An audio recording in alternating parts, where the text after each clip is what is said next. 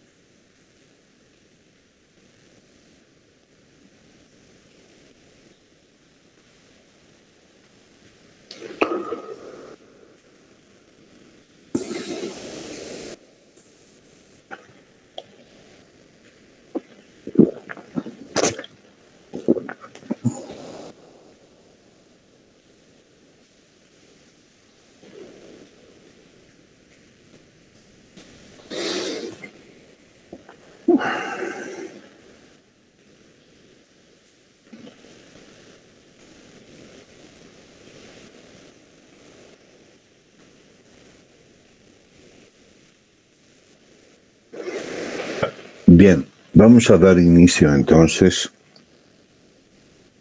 Vamos a comentar de que dentro de los temas que se tocan en semiología, pues tenemos que nosotros definir siempre los conceptos en cuanto a semiología, fisiopatología y farmacología. Hemos dicho, y ustedes han tenido que repasar estos conceptos, en la cual la semiología es una materia, es una ciencia que se enseña durante el aprendizaje en la Facultad de Medicina. Así como el primer año de la facultad, a ustedes se les enseña la estructura del cuerpo humano. En el segundo año se enseña la función normal del cuerpo humano. Y en tercer año ya encontramos y tocamos los temas de las alteraciones del funcionamiento del cuerpo humano. Y es en la materia de fisiopatología donde se explican, se estudian las alteraciones de las funciones del cuerpo humano. Y la semiología es la ciencia y arte que nos enseña a reconocer las manifestaciones del mal funcionamiento del cuerpo humano. Y no solamente las funciones anormales, sino también las funciones normales. Es decir, la semiología no es que estudia las anormalidades en la función del cuerpo humano, porque esto lo hace la fisiopatología. Antes se estudiaban las dos materias juntas. En la actualidad, por lo extenso, se estudian por separado, pero en coordinación. Entonces, el concepto de semiología es que nosotros aprendemos a reconocer las manifestaciones. En la fisiopatología aprendemos por qué o cuál es la causa de estas alteraciones del funcionamiento del cuerpo humano. Han estado viendo ustedes ya distintos sistemas y en la actualidad, luego de haber terminado de ver las alteraciones del sistema nefrourinario, ahora vamos a hablar sobre las alteraciones endocrinas.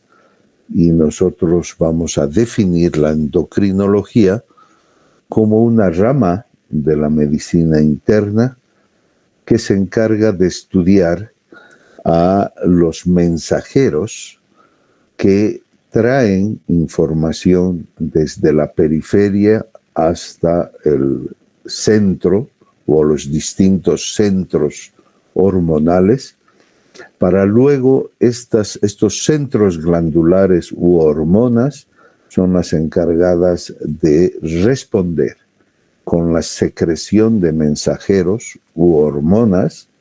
Hormona quiere decir mensajeros, que dan una respuesta a estos estímulos que llegan. ¿Con qué finalidad? La finalidad de esta respuesta es de establecer una homeostasis en el funcionamiento del cuerpo humano. Esta homeostasis no es la misma en distintos ambientes. El ejemplo claro es que por ejemplo, la glándula tiroides en población de las alturas, donde hay mucho frío, en las alturas de los valles, donde hay menos frío y más calor, o en los llanos, donde hay más calor que frío, actúa de una manera que va adaptando el cuerpo a las distintas temperaturas ambientales. Así tenemos que la función de la hormona tiroidea es producir calor. Entonces, el trabajo de la glándula tiroides en La Paz, en las alturas, en los ambientes más fríos, será mayor, normalmente mayor, que en el llano, donde existe más calor y evidentemente existe menos producción de hormona tiroidea.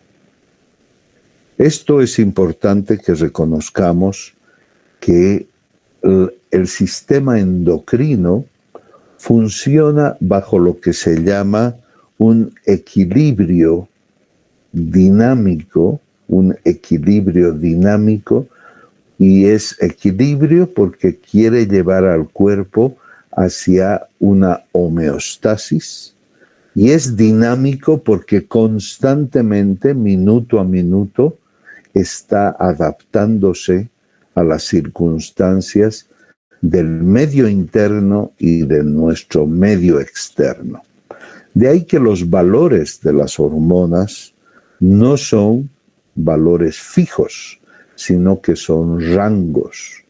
Son rangos. Así, por ejemplo, la hormona tiroidea, la T4, la levotiroxina, es normal cuando oscila entre 5, en términos generales, entre 5 y 10,5 microgramos por decilitro.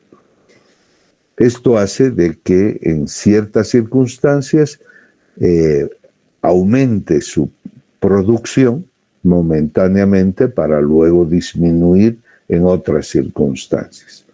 Bien, este es un enfoque entonces de lo que es la endocrinología o el sistema endocrino, que tiene unos diversos centros o glándulas donde, y no solamente glándulas, sino centros productores de hormonas, como pueden ser, por ejemplo, el cerebro, en el hipotálamo, centros más concretos como la hipófisis, como la tiroides, las suprarrenales, pero también existe secreción de hormonas en órganos más grandes, como por ejemplo el sistema digestivo.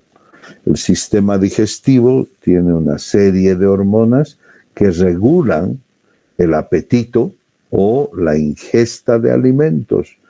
Y no solo la ingesta, sino también la digestión y la absorción de los alimentos. Todo esto está regulado bajo un sistema endocrino o hormonal que permite que el cuerpo esté en homeostasis.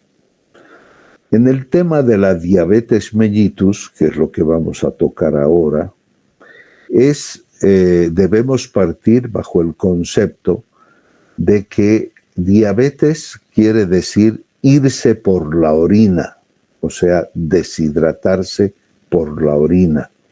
Y mellitus es dulce, entonces estamos hablando de una orina dulce. Y tiene que ver con el metabolismo de los carbohidratos, porque la glucosa o el azúcar, la glucosa en la sangre, es la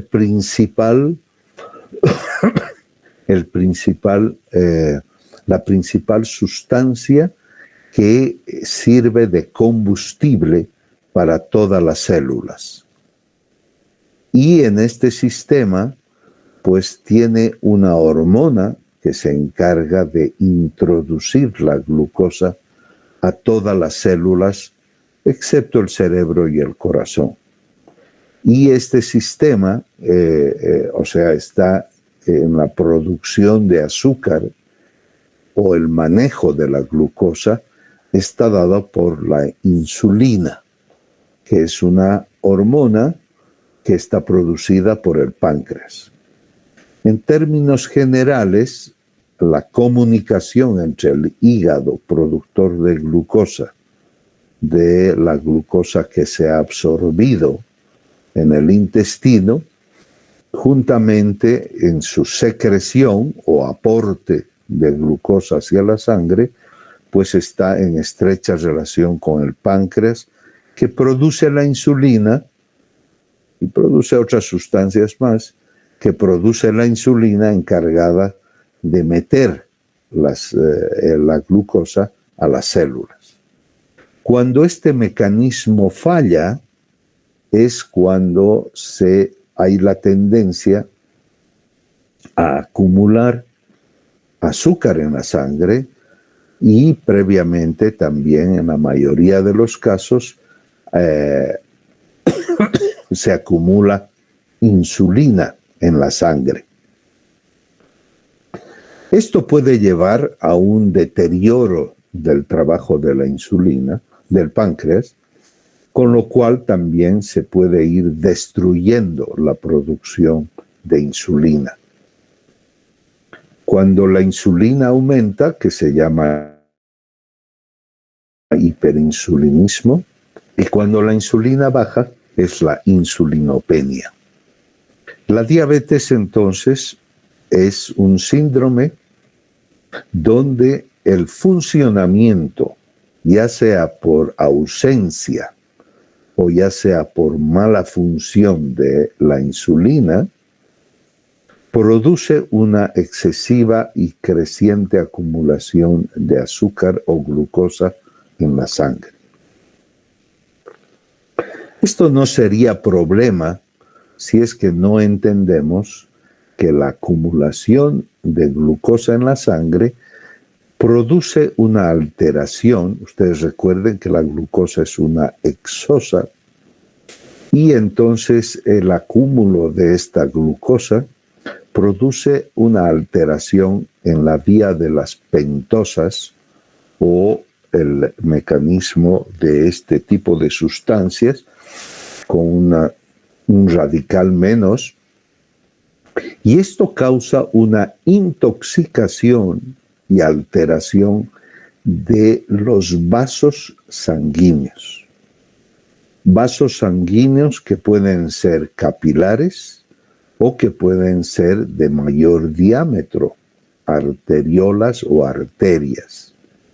Entonces, partamos y comprendamos que la diabetes es un síndrome caracterizado por un mal funcionamiento entre el hígado y el páncreas, donde la glucosa, que se produce fundamentalmente en el hígado, aumenta su producción y su secreción a la sangre, causando una hiperglucemia.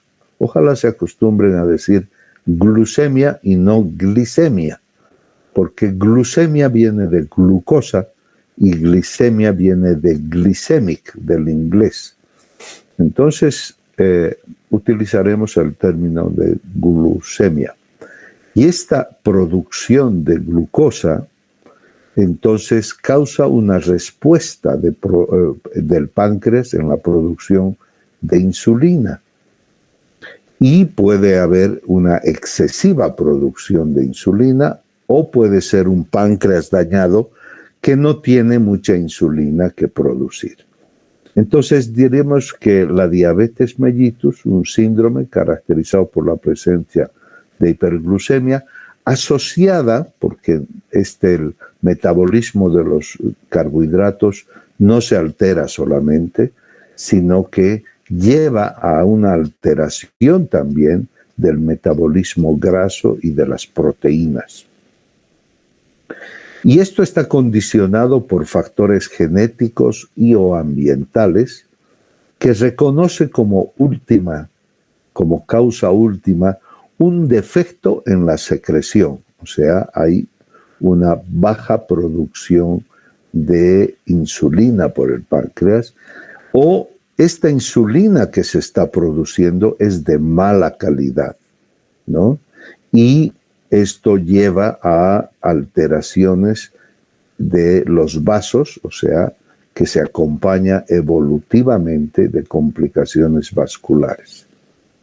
Estas complicaciones, porque básicamente nosotros nos dedicamos a estudiar la diabetes con su hiperglucemia, y es de que se producen a lo largo de los años complicaciones crónicas que pueden ser de afectación de los capilares o microangiopatías, como son la retinopatía, nefropatía y neuropatía diabéticas, o alteraciones de los vasos de las arterias más gruesas, como son las macroangiopatías, que en resumen lo que sucede es que estas arterias más gruesas se endurecen, se van engrosando, las paredes se van engrosando, llevando a una disminución del flujo de sangre y van llevando a lo que son las isquemias, tanto a nivel del corazón como del cerebro, y este engrosamiento que se llama la ateroesclerosis lleva pues a las alteraciones de anginas, es decir, disminuciones de la secreción de la sangre o ausencia o cierre del paso de sangre por algunas arterias importantes, causando los infartos, que los principales infartos son de corazón o del cerebro.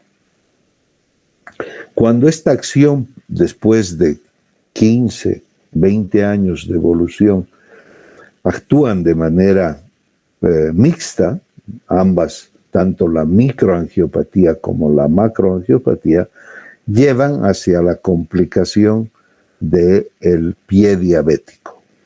Y el pie diabético no es otra cosa que la muerte progresiva desde la punta de los dedos del pie y que va avanzando hacia arriba.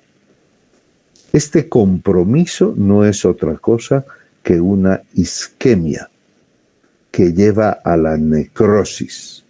Y entonces el pie diabético empieza a alterarse primero a partir de la punta del dedo gordo del pie y va subiendo poco a poco en la medida de que las arterias del pie se van engrosando y van dando, o sea, van aportando menos cantidad de sangre.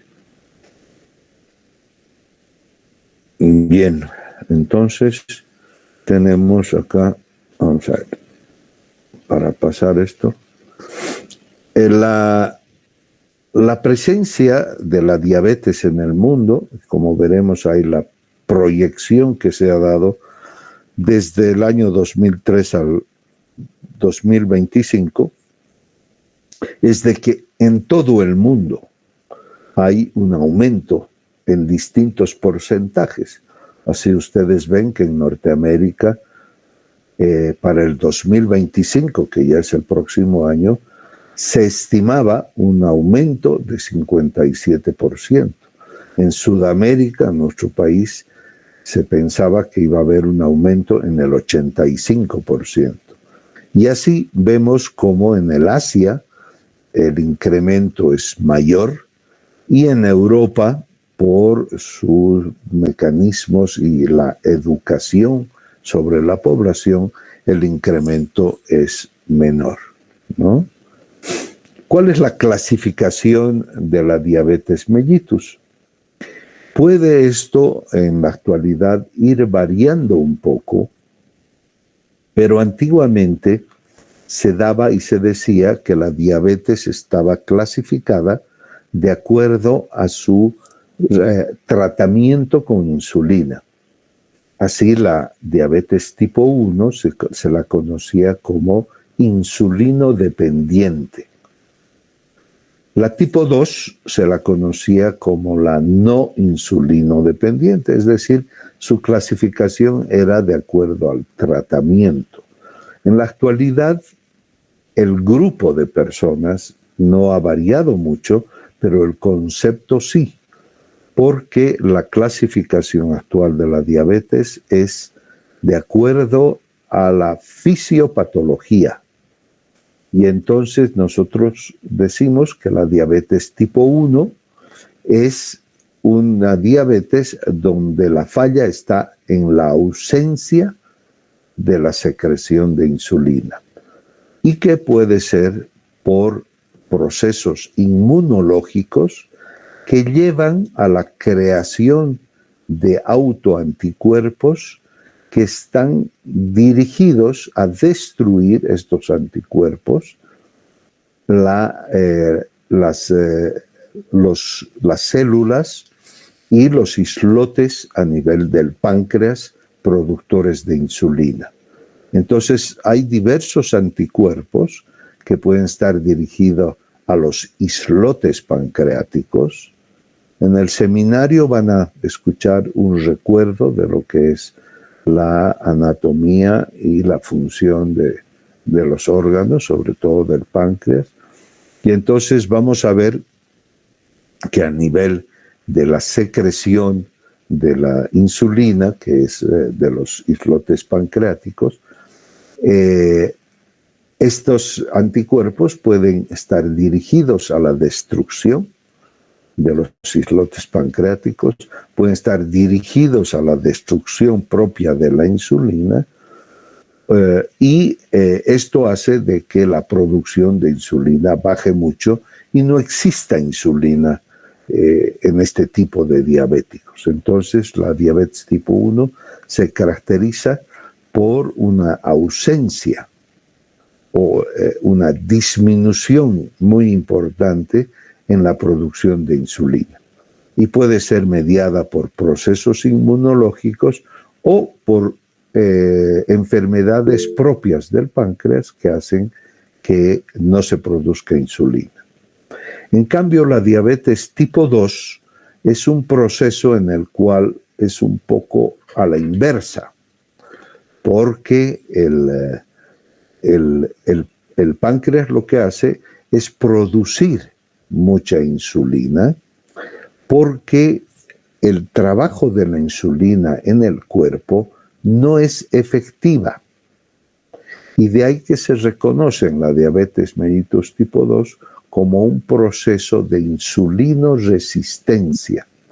Quiere decir que la insulina que se produce en el páncreas no llega a satisfacer la entrada de glucosa a las células, y el cerebro es informado de que no hay suficiente ingreso de glucosa, y el cerebro interpreta de que esto es porque no hay suficiente insulina.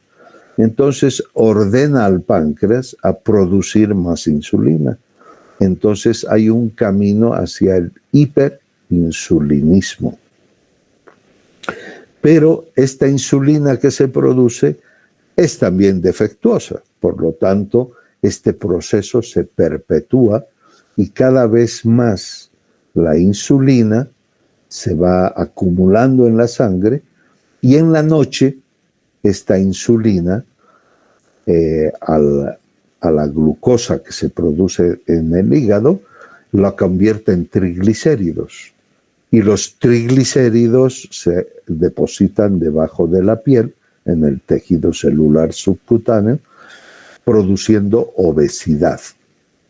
Entonces, en la diabetes mellitus tipo 1 hay un desgaste del tejido graso y hay una delgadez con deshidratación. En cambio, en la diabetes tipo 2 existe una acumulación de insulina con mayor producción de triglicéridos, y estos triglicéridos se depositan en el tejido graso produciendo obesidad.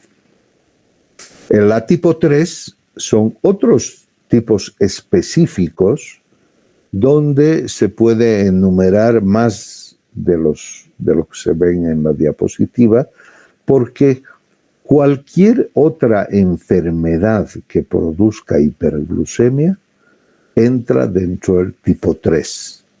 Por ejemplo, la acromegalia. Sabemos que la hormona de crecimiento evita un trabajo efectivo del páncreas y de la insulina, produciendo hiperglucemia.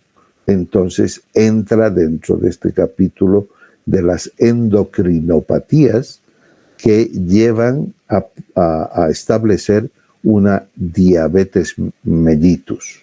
Esta diabetes mellitus, por ejemplo, en la acromegalia, con la excesiva producción de hormona de crecimiento, es una diabetes de tercer orden o del tercer grupo, porque esa hiperglucemia que se produce en la acromegalia, pues produce las mismas alteraciones o complicaciones crónicas tanto en capilares como en los vasos, en las arterias más gruesas.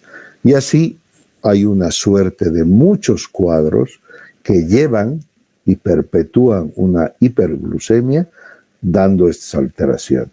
El cuarto grupo es la diabetes mellitus gestacional, que en la actualidad se la sabe como una variedad de la tipo 2.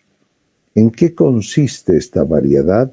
Es que la mujer con diabetes gestacional se ve que durante el embarazo, que es una sobrecarga muy grande al metabolismo de la mujer, se presenta esta alteración de intolerancia hidrocarbonada desde que empieza el embarazo hasta que termina.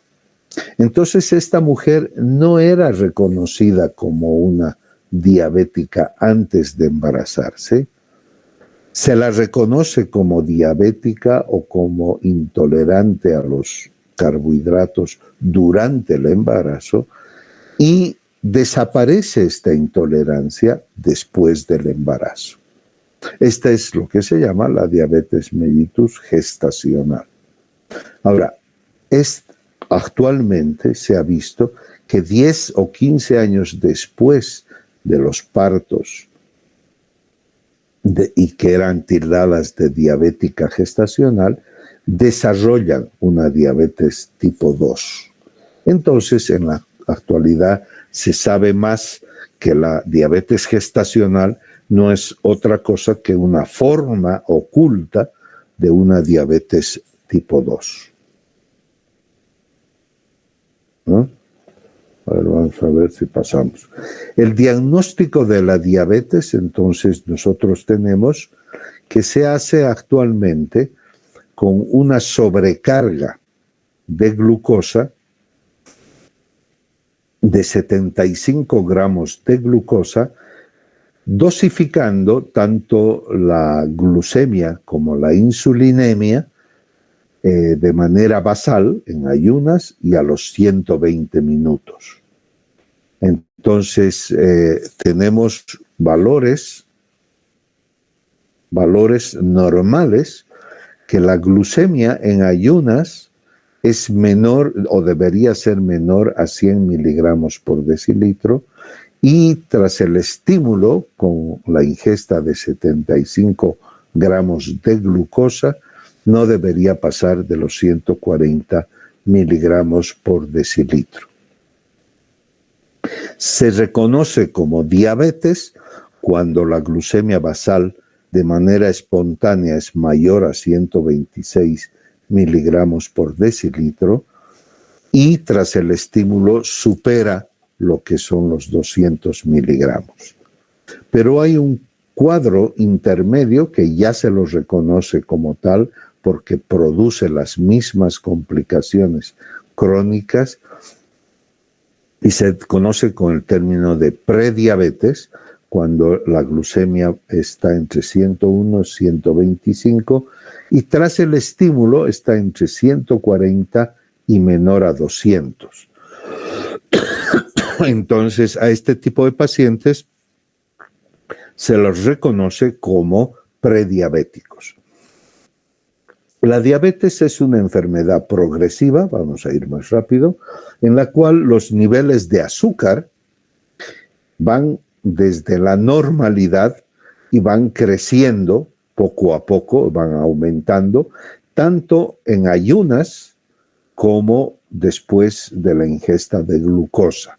Entonces, de manera progresiva con los años, va subiendo la determinación de los niveles de glucosa.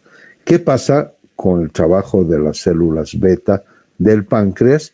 Y hay una insulinoresistencia en la diabetes tipo 2 o hay una destrucción del tejido pancreático con una franca disminución de lo que son los niveles de insulina.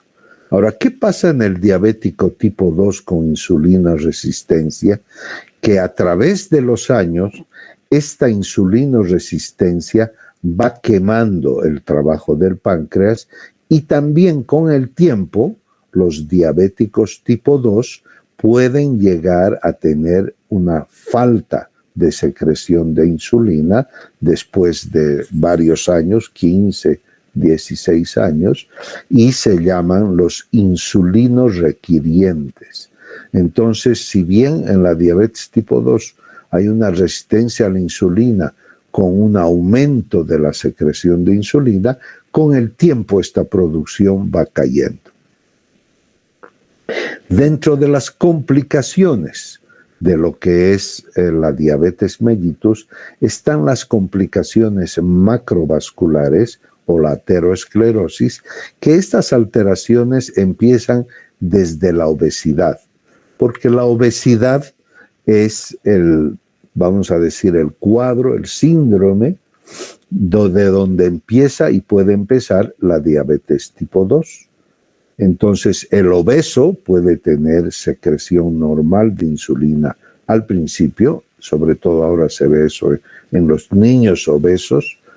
Luego, estos pacientes se hacen intolerantes a la glucosa, para luego en un determinado momento llegan a ser diabéticos o se llega a una falta de control del azúcar totalmente.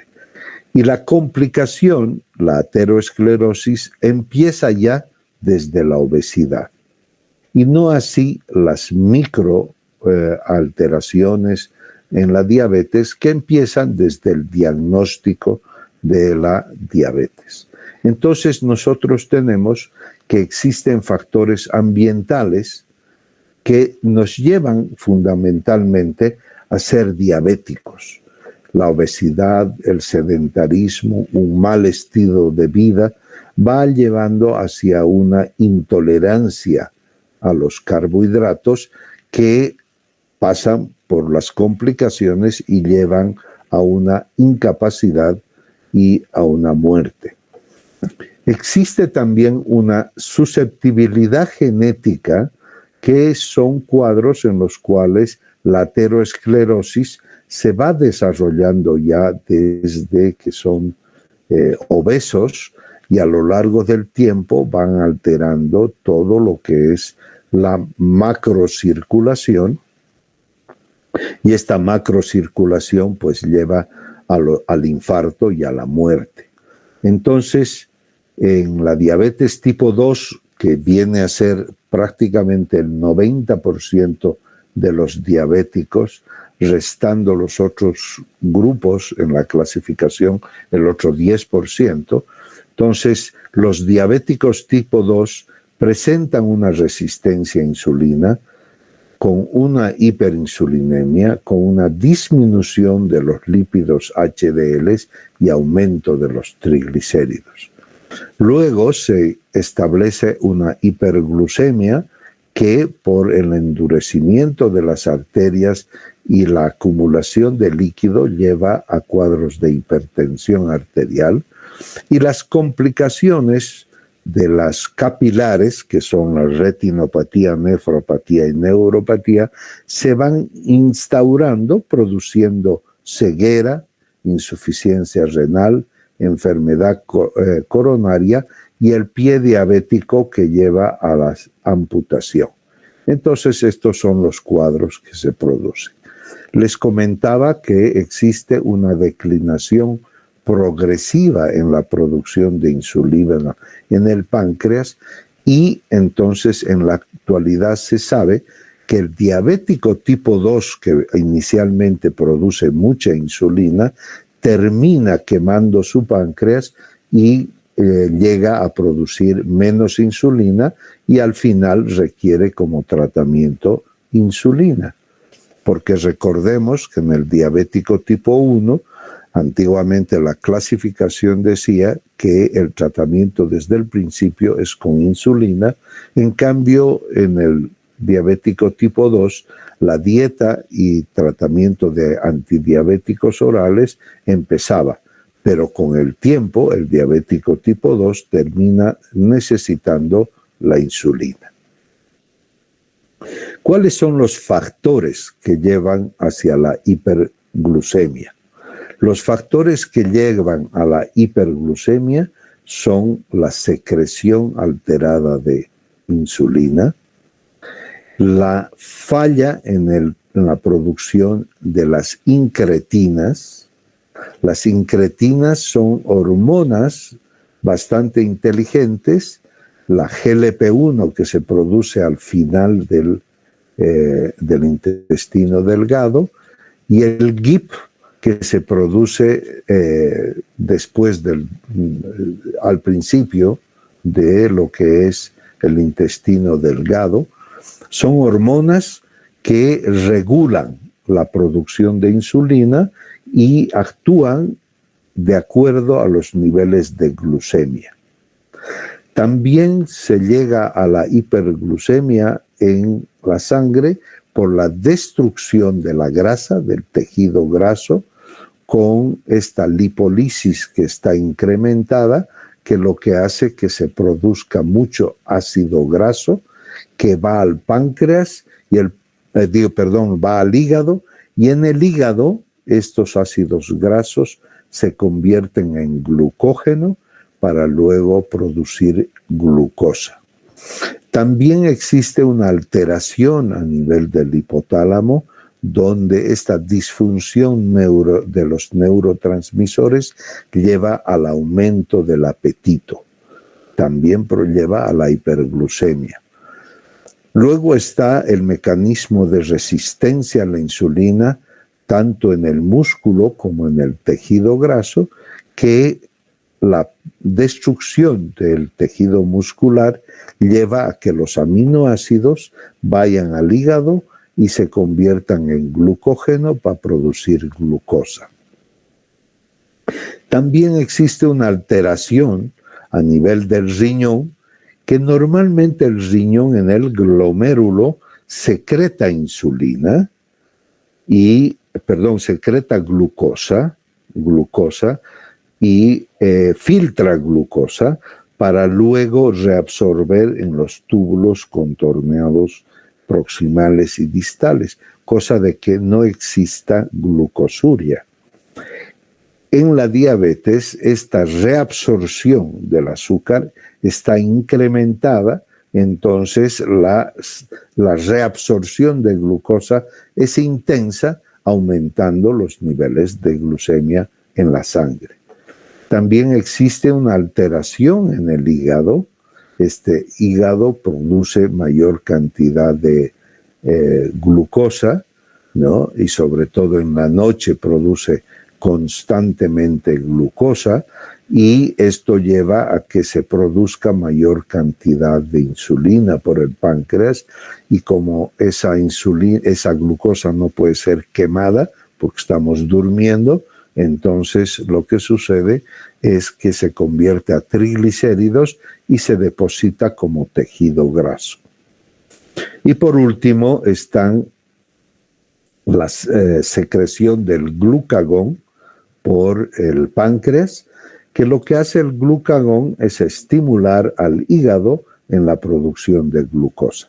Entonces, como ven, este octeto que se llama, que son 8 causas de que aumenta la glucemia en la sangre, pues es la responsable en la diabetes, donde la hiperglucemia llevará a las alteraciones metabólicas y daño vascular que se produce. Vamos a ir a lo que se llama la prediabetes, que es un estado previo al de la diabetes propiamente dicha.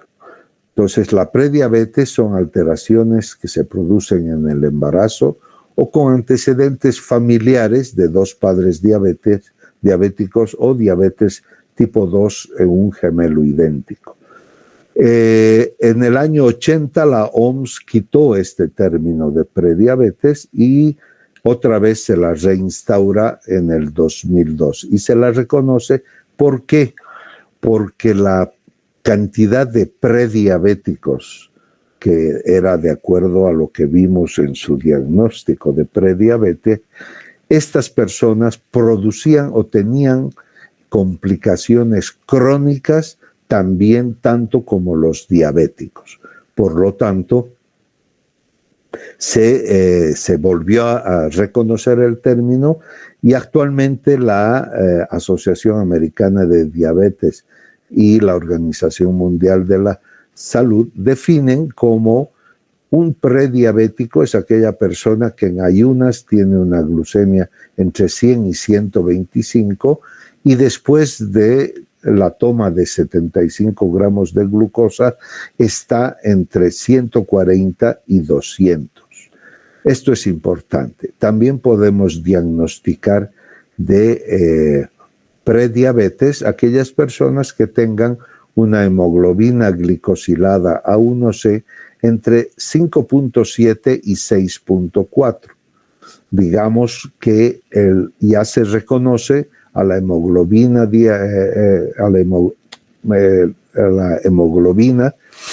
a la glicohemoglobina como un factor para poder diagnosticar diabetes.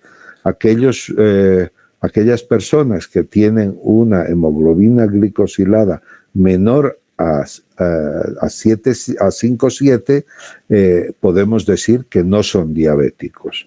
Si tienen entre 5,7 y 6,4, podemos decir que son prediabéticos. Esto en ayunas. Y aquellos que tienen por encima de 6,4% la hemoglobina glicosilada, podemos decir que son diabéticos, ¿no? Entonces, la prediabetes es una anomalía moderada en la glucemia, con una glucemia en ayunas entre 100 y 125, tras el estímulo entre 140 y 199 miligramos, y una hemoglobina glicosilada entre 5,7 y 6,4. Existen diabetes tipo 2, o sea, de hiperinsulinemia, también en niños y adolescentes, cosa que no se reconocía antes. Ocurre en jóvenes con mayor frecuencia durante la segunda década de la vida.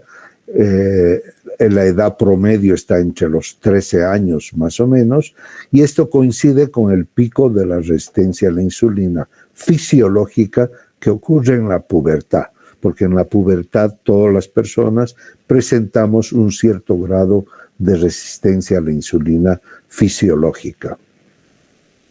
Y la pubertad puede conducir a la aparición de síntomas de la diabetes en adolescentes previamente compensados. Acá tenemos una gráfica de la cantidad de pacientes que, como ven, los diabéticos van aumentando poco a poco a través de los años, ¿no? Estas son estadísticas que se han tomado, pero la prediabetes es mucho más prevalente y por lo tanto el lograr diagnosticar prediabetes es muy importante también en estos casos. Entonces el diagnóstico de diabetes se lo puede hacer si es que nosotros en ayunas tenemos una glucemia de 126 o más en 2 ocasiones, o después del estímulo a las 2 horas del estímulo con 75 gramos de glucosa, la glucemia sobrepasa los 200 miligramos, ¿no? El diagnóstico de diabetes también se podrá dar cuando hay el paciente con síntomas de diabetes, lo que es poliuria, polifagia, ¿no? Y además con sed, y que de manera casual, en ayunas, no en ayunas, en cualquier momento del día, puede ser preprandial o postprandial, presente más de 140 miligramos por decilitro. Y como se había dicho, la hemoglobina glicosilada por encima de 6.5% también es diagnóstico de diabetes.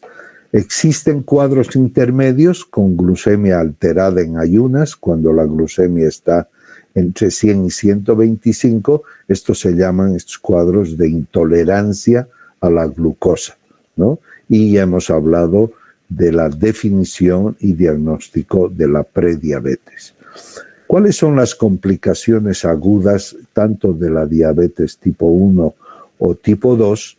Existen complicaciones agudas y complicaciones crónicas. En las complicaciones agudas, que se acompañan de niveles altos de glucemia, tenemos el estado hiperglucémico cetoacidótico, el estado hiperglucémico hiperosmolar y el estado hipoglucémico. El cetoacidótico es cuando falta o falla la insulina, no, pero más que todo falta la insulina y en lugar de quemar azúcar, el cuerpo empieza a quemar grasa y al quemar grasa producen los cuerpos cetónicos que llevan a una acidosis metabólica en el cuerpo del paciente y por lo tanto llevan a un estado hiperglucémico cetoacidótico. No se confundan que hay una hiperglucemia, pero por falta de insulina no puede ser quemada esa azúcar en la sangre y empieza a quemar grasa produciendo cuerpos cetónicos. Estos cuerpos cetónicos producen acidez y bajando el pH de la sangre. El otro cuadro de complicación aguda es el estado hiperglucémico hiperosmolar, que acá lo que predomina es la deshidratación. Aquí hay deshidratación, pero no tanto. En cambio, en el estado hiperglucémico hiperosmolar existe un gran estado de deshidratación. Si bien los niveles de glucemia en el cetoacidosis están alrededor de 200, 250, en el estado hiperglucémico hiperosmolar puede llegar a básicamente 1500 de glucosa, o sea, glucemias muy altas, entre 800, 1000, 1500 miligramos por decilitro, con una gran deshidratación. Y la otra complicación aguda es la hipoglucemia o el estado hipoglucémico. Entre las complicaciones crónicas se ha mencionado la retinopatía diabética, la nefropatía diabética, la neuropatía diabética, la ateroesclerosis, que es la macroangiopatía diabética, y entre todas, una conjunción de estas alteraciones llevan al pie diabético. La retinopatía existe y lleva a la ceguera por la producción donde hay microaneurismas, hemorragios y exudados en la retina. La proliferativa es cuando se producen nuevos vasos en la retina que terminan arrancando la retina y llevan a la ceguera.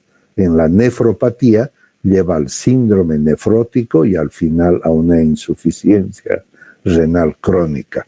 Y la neuropatía diabética lleva alteración de los nervios craneales, lleva una alteración del sistema sensitivo y motor periférico y por último altera los nervios a nivel de las vísceras o neuropatía autonómica que se llama.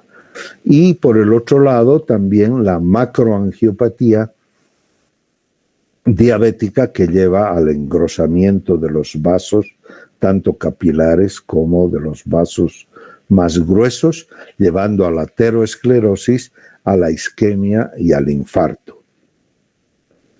Entonces tenemos un esquema del diagnóstico de diabetes y aquí vamos a quedar hasta el día miércoles. Vamos a seguir desarrollando esto y para el día viernes tener el seminario con una visión global de lo que podemos tener.